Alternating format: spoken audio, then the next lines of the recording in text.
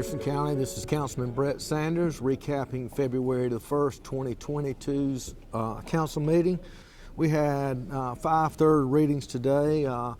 The Equinox Mill site, third reading for a fee in lieu agreement, which will allow them to take advantage of any state or federal incentives or grants that may be available out there. It was a $39 million project, in a 1 to 5 year time frame, but have a community impact of almost $25 million. Also, we had 2 things we did to amend the Joint County Industrial Park that was a courtesy to Greenville County, which, as we said in the past, we have a reciprocal relationship with them. Anderson County will get 1% of tax revenue generated on their projects over there. Glad to be able to help Greenville County. We also had to enlarge the Joint County Industrial Park for Old Dominion Freight, which is going to spend $8.65 million, create 10 new jobs. No, I take that back. They're going to have 27 new jobs. 27 new jobs at an average pay of $28.45 per hour, with a 1 year community impact, or first year community impact of $4.1 million. We also had a fee in lieu agreement tonight with Project Faith, which was the 10 jobs I was talking about prior. That's 10 jobs, $2.8 million investment.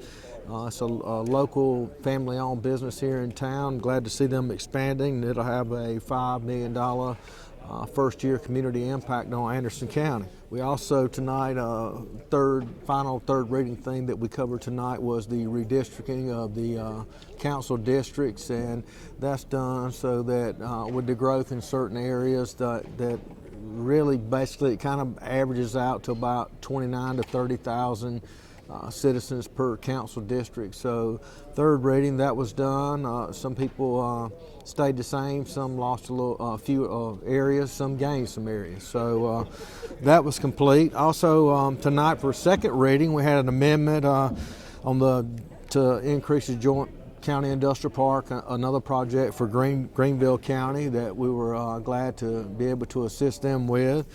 And we also had a second reading tonight on amending our Code of Ordinances for the Planning Commission. Projects in the past could just keep coming back to the Planning Commission. Now, if a project fails through to pass the Planning Commission in the first 2 times, it will now be a 6-month cool-off period for them to redesign the project and come back before the Planning Commission.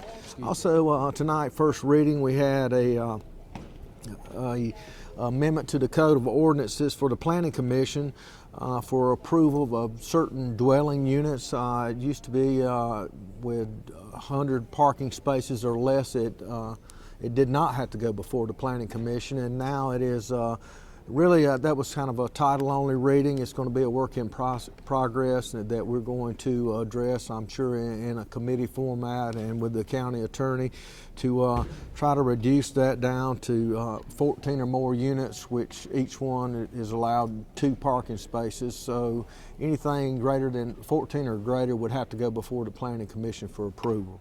We also had a resolution night to approve an agreement with REWA, which to provide sewer in an area that the county doesn't have sewer at Highway 8 and 85 along around the 85 exits up there in that corridor, and that will allow REWA to provide sewer to those areas and hopefully allow some economic development in those areas.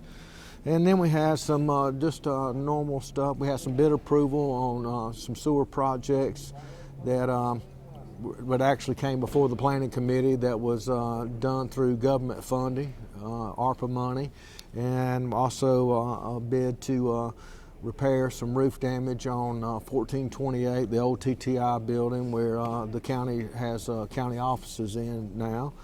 And we had 2 deals on at the Civic Center. One is coming down the Civic Center Boulevard right there, the wall there, and it has been really grown up in the past. We had it cleaned off, and there's some damage and stuff to the wall. We're going to straighten that out and address it with some landscape. So that'll be a good project, look good. And I believe it was Collins Landscape here in Anderson that won the bid, and I'm glad to see it's local and in a fine business such as Collins that won the bid.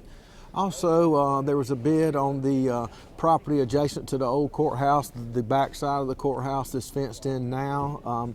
We've had several developments or companies come in to look to want to develop the property, but it wasn't anything that kind of fit in or blended in with the historic downtown area there. So the county's taken it upon themselves. We're going to clean that up, grass it. Won't be any, there'll be some sidewalks and things of that nature, but it will mainly just be a beautification project with a nice green space until council can decide on what would actually fit and be a proper fit for years to come in that area. That sums everything up tonight. I appreciate everyone tuning in, and everyone stay safe. Have a great evening. Thank you.